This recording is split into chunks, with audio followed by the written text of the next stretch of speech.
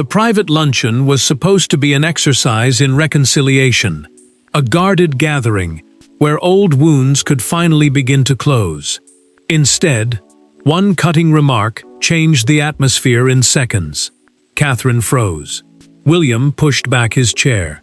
And before the stunned guests could understand what had happened, the Prince of Wales took his wife by the hand and led her from the room, leaving Meghan facing a silence more devastating than any public rebuke. Before we go deeper into what this really means for the royal family, make sure to subscribe so you don't miss a single update. Windsor Castle had hosted tense family meetings before, but this one carried a different weight. The private luncheon, a closed meal arranged away from cameras, had been negotiated for weeks because the family needed a united appearance at an approaching royal engagement. William arrived determined to protect Catherine. Charles entered hoping his sons might lower their guard. Harry sat beside Meghan, watching every exchange, while Camilla sensed how fragile the peace was. Meghan waited until the conversation turned toward public pressure. Then she said Catherine's recent sympathy had shielded her from criticism and allowed her to avoid accountability inside the family. The words landed without warning. Catherine lowered her fork. She did not answer, her eyes fixed on the table as the warmth disappeared from her face, and that silence told William everything. The prince placed his napkin beside his plate. He rose, looked toward his wife, and said, "We are leaving now." Catherine hesitated once before standing. Meghan watched him move around the table, but he offered no argument, no raised voice, and no chance for the insult to become a spectacle. He understood that one more exchange would turn her pain into entertainment. Harry turned sharply toward Meghan, disbelief breaking through his guarded expression. Charles remained completely still. The king knew the luncheon had not merely failed. It had exposed how little trust remained between the two sides. Camilla glanced toward Catherine, then toward William, and recognized that his restraint was more dangerous than fury because it carried decision, not impulse. The doors closed behind the couple with heavy finality. Meghan stayed seated, but the confidence in her expression began to fade. She had expected resistance, perhaps confrontation. She had not expected William to remove Catherine without debate, or Charles to let the silence stand as judgment. That was the moment the gathering changed from an uncomfortable family meal into a royal crisis. Yet the force of William's decision could only be understood by examining what each person had carried into that room, and why Catherine's silence frightened the family more than anger ever could. No one entered that luncheon untouched by the past. William arrived determined to protect the woman who had endured years of scrutiny without publicly striking back. Catherine entered, hoping dignity might succeed where confrontation had failed. Harry carried resentment mixed with uncertainty, while Meghan carried the belief that she had been judged by rules others had escaped. Beneath the formal greetings and careful words, 4 people were already standing on the edge of emotional collapse. William had watched Catherine absorb criticism for years, because answering every attack would have dragged their children and the monarchy deeper into public conflict. The crown, the institution represented by the reigning sovereign and the working royal family, depended on restraint, even when that restraint caused private pain. He believed his wife had protected George, Charlotte, and Louis by refusing to turn family disputes into public battles.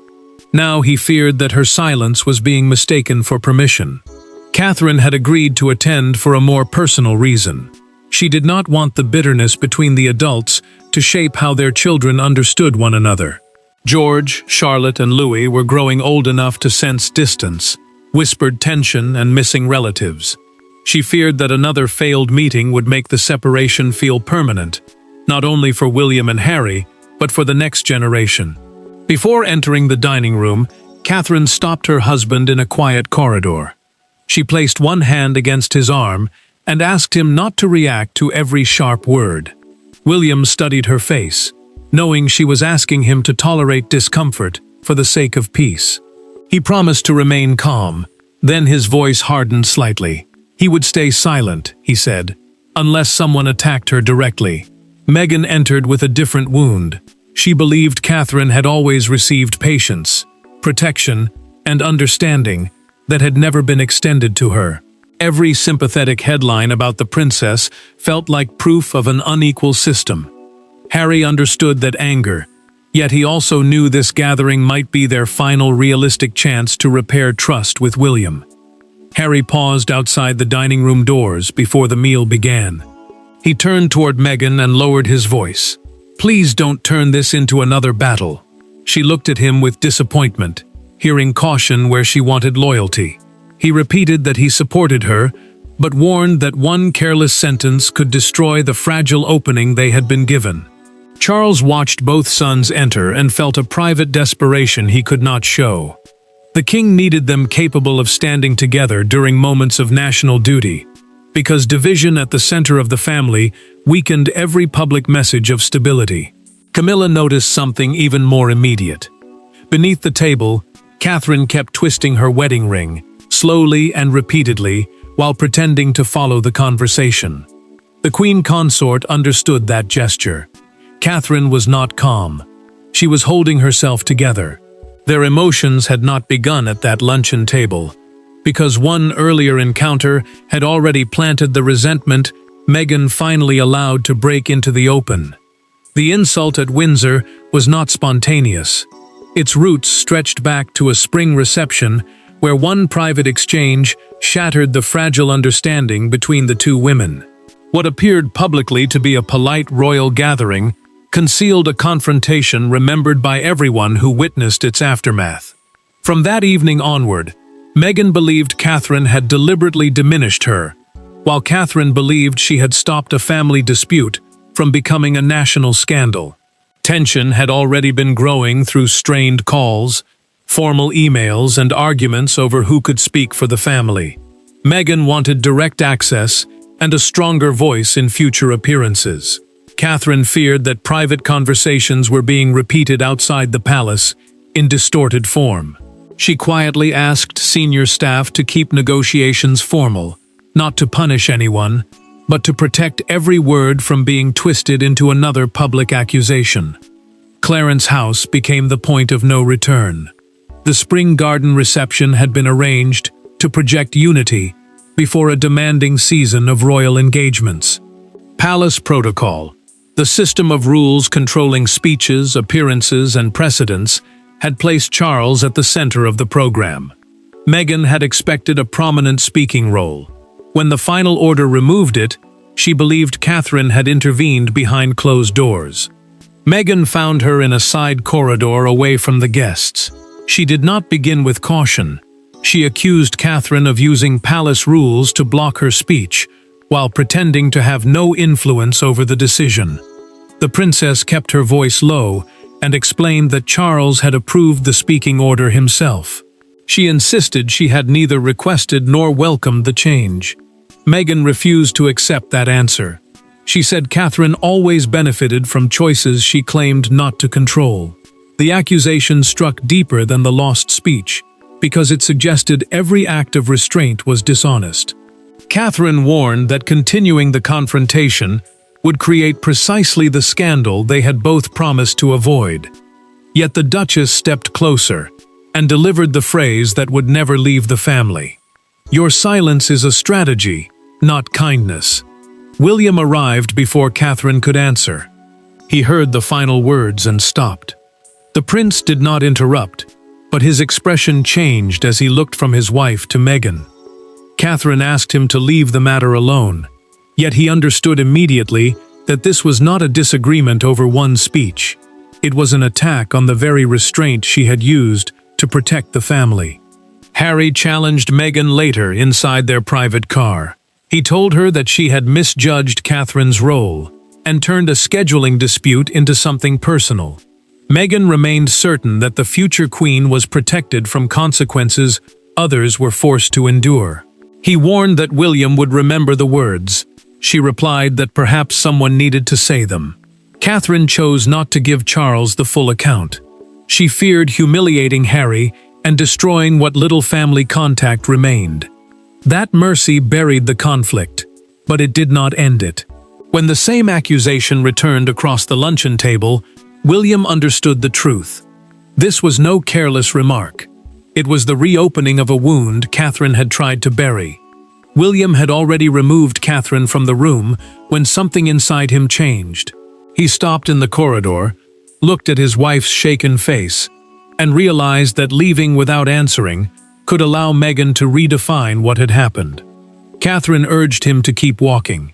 He released her hand, turned back toward the closed doors, and made a decision that transformed a painful insult into the most direct confrontation between the two sides in years. Catherine stood beneath the weight of everything she had tried to prevent. Tears gathered, but she refused to let them fall. She told William that one cruel sentence was not worth another permanent family rupture. The prince heard the fear beneath her restraint.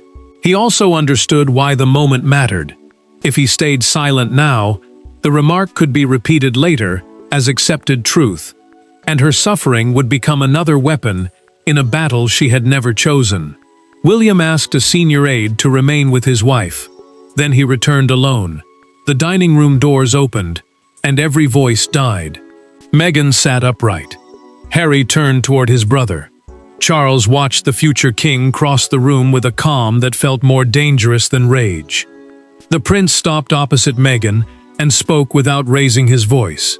He said, disagreement was allowed, criticism was allowed, and even anger was allowed.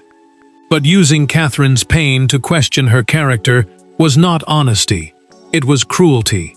The distinction mattered because the family had gathered to rebuild trust before an important public engagement, and any appearance of unity would now be meaningless if humiliation was tolerated in private. Meghan refused to withdraw the remark. She said she had exposed a double standard, not attacked the princess personally. Her voice remained steady, but the room had already shifted against her. William answered that Catherine had been named directly, judged directly, and wounded directly. He would not allow careful language to hide what had happened. Harry rose from his chair. He warned William not to address his wife as though she were a subordinate being corrected by the institution. The Duke, a royal title marking his senior rank within the family, placed himself between the two sides with unmistakable loyalty. Yet his defense only sharpened the divide. William faced his brother and said rank had nothing to do with it. He would never demand that Catherine remain seated while someone questioned whether her suffering was genuine, useful, or protected. Harry tightened his jaw. Meghan remained still. Neither offered the retreat he needed. Charles struck his palm against the table once. The sound ended every overlapping voice. The king ordered them to stop, and his despair broke through the authority in his command. He had invited his sons to heal a family fracture. Instead, he was watching them deepen it. Meghan finally said she would not apologize for telling the truth. William looked at her for one long second and answered, "Refusing compassion has consequences." Then he turned away and left the room for the final time. William had defended Catherine as a husband, but the next decision would be made by Charles as sovereign, and it would determine whether the insult remained private or reshaped royal strategy. Once the luncheon ended, the family conflict entered a colder world of schedules, briefings, and royal authority. Yet behind every official decision stood a father who had just watched his sons divide in front of him. Charles understood that ignoring Meghan's remark would wound William and Catherine. Punishing it too openly could deepen Harry's isolation. Alone with the abandoned place settings and unfinished meal, the king faced a choice no palace protocol could make painless. Charles returned to the dining room after the others had gone. He saw the unfinished plates, the pushed-back chairs, and Meghan's untouched glass lying at an angle. The king slowly set it upright, but the small act offered no order. The royal household, the network of offices and staff that manages the monarch's official duties, could control invitations and schedules. It could not repair trust between two brothers. Camilla entered without aids and found him standing beside the table. She told Charles that silence would be read as permission, especially by William, who now carried greater influence because his future role demanded stability around Catherine and their public work. Yet the Queen Consort also warned that a dramatic punishment would be called revenge. The monarch listened, knowing both outcomes could deepen the damage. The stakes reached beyond one insult. Harry and Meghan were expected at a private family gathering, connected to an upcoming royal appearance, and their presence required careful coordination with William and Catherine. Allowing the plans to continue unchanged would force the princess back into close company before the wound had even been acknowledged. Canceling everything could expose the fracture to the public. Charles made the decision quietly.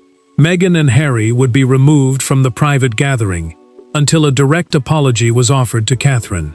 The restriction would affect family access, not public status, and it would remain temporary if responsibility was accepted. The king wanted a boundary, not exile. A senior aide proposed issuing a statement before rumors could spread. Charles rejected it immediately. He said Catherine's pain would not become material for another media battle. The refusal mattered because a public announcement might protect the palace for one day while humiliating her for weeks.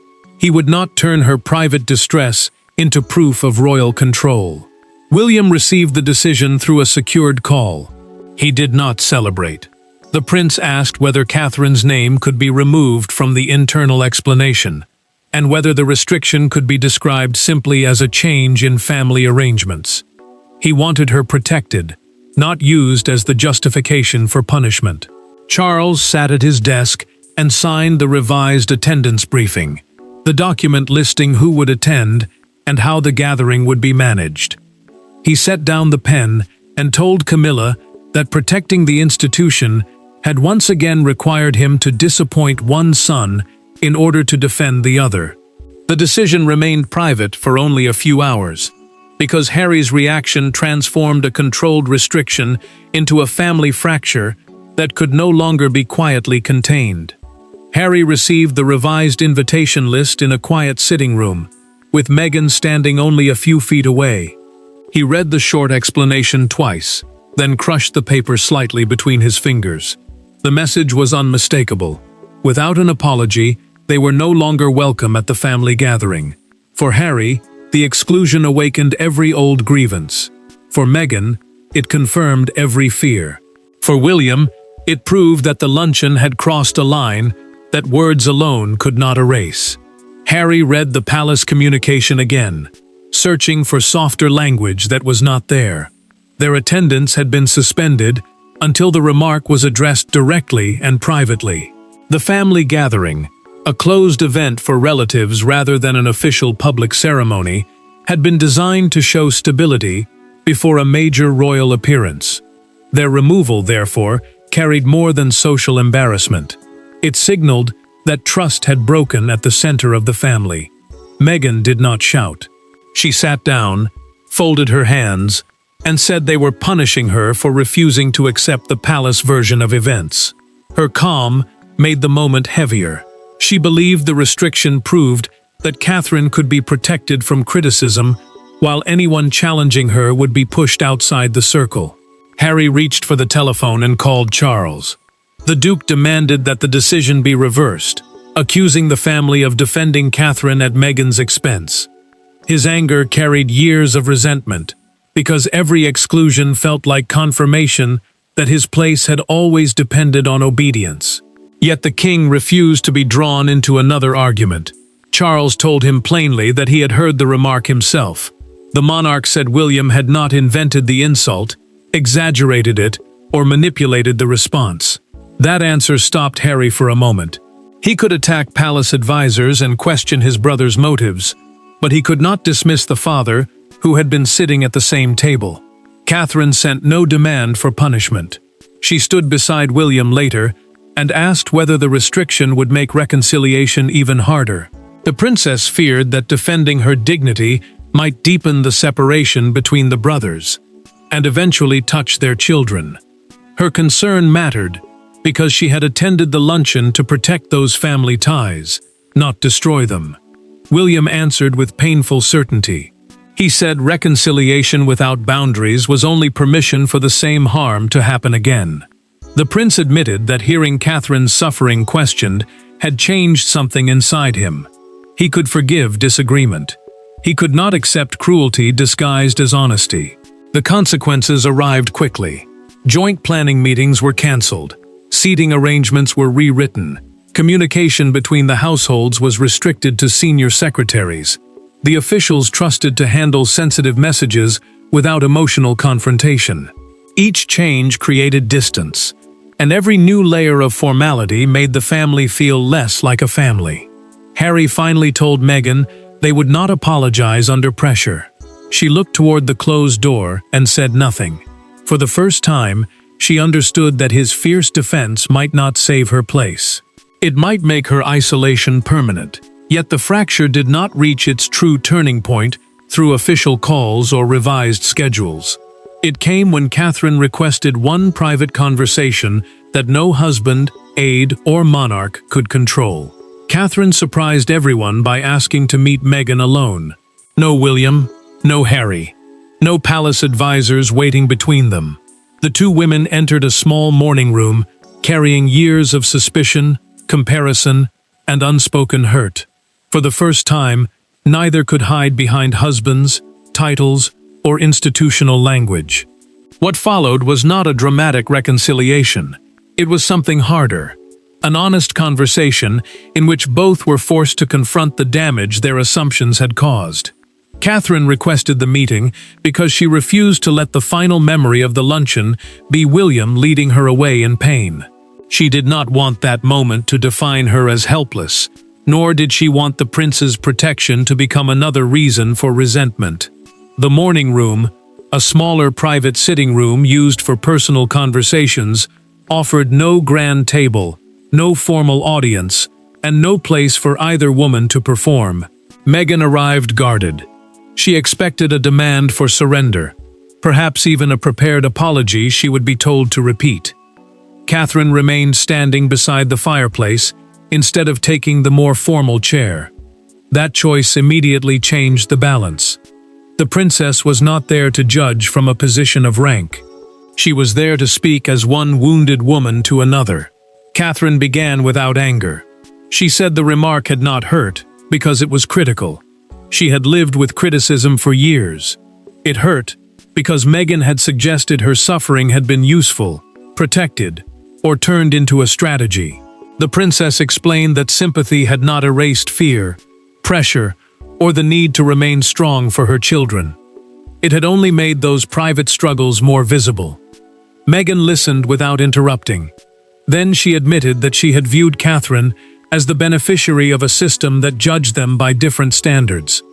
The Duchess said she had watched one woman receive patience, while she felt condemned before she could explain herself. Yet she also admitted that she had not stopped to consider how deeply the words would strike. Catherine acknowledged that Meghan had faced hostility she did not always understand. She accepted that the palace had sometimes failed to see how isolated the Duchess felt, but her voice became firmer as she rejected the idea that one woman's suffering could cancel out another's. Pain was not a competition, and cruelty did not become truth simply because it came from an old wound. Meghan did not offer a complete apology at first. She said she regretted the cruelty of the wording, but still believed the underlying inequality was real. Catherine accepted the regret, without pretending trust had returned. Forgiveness, she said, could begin before closeness.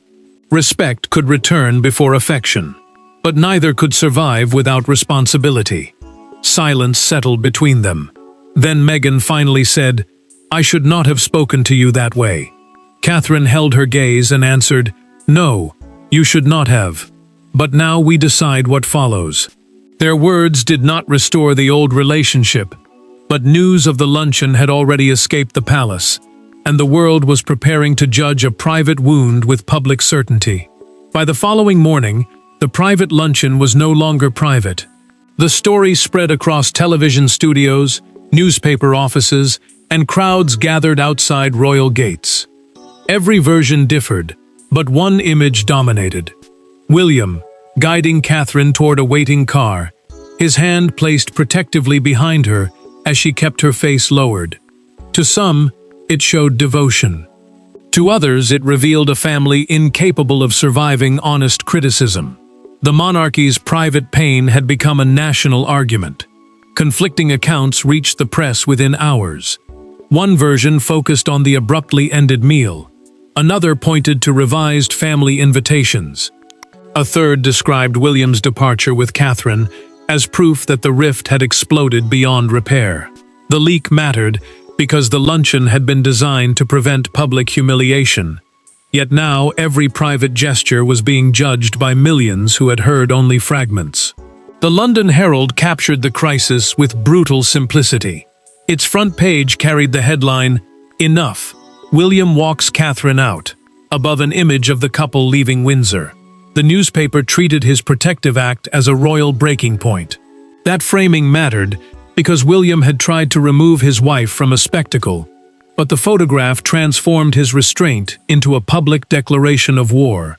A leading broadcaster opened the evening bulletin with the words, "This was the moment private royal resentment became a question of public loyalty." The broadcast replayed the departure, while commentators argued over whether Catherine had been defended or silenced. Meghan's remark was repeated again and again, stripped of the private conversation that had followed, and reduced to a single line designed to divide. A small crowd gathered outside Windsor Castle. One woman held a handwritten sign reading, "Protect Catherine." Another insisted that Meghan had once again been punished for speaking openly. The royal residence, a working home and ceremonial center for the monarch, had become the stage for a debate about loyalty, fairness, and who was allowed to feel wounded. Catherine saw the front page at breakfast. She turned it face down, before George, Charlotte, and Louis could read the headline.